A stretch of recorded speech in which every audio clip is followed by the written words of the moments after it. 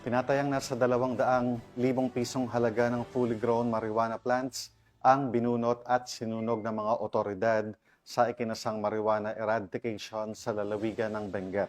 Nakatutok dyan si Patrolwoman Grace Kibian.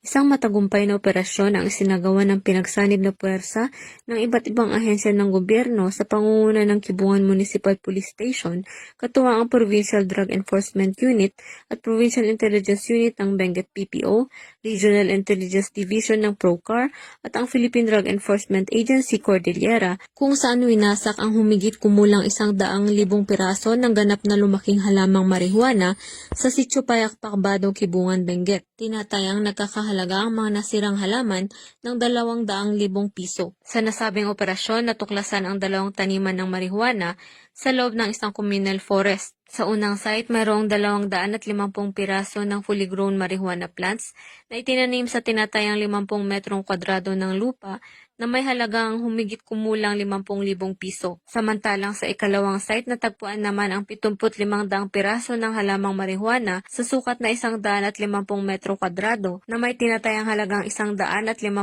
piso. Ang mga halamang marihuana ay maayos na naidokumento at sinunog sa mismong lugar matapos makuha ang sapat na sample para sa pagsusuring kwalitatibo na isusumite sa Regional Forensic Unit Cordillera. Gumamit din ng 2 alternatibong recording devices upang masigurong maayos ang dokumentasyon ng buong operasyon. Ang pagsira sa mga nasabing taniman ng marihuana ay bahagi ng patuloy na kampanya ng PNP laban sa ilegal na droga para sa ligtas at bagong Pilipinas.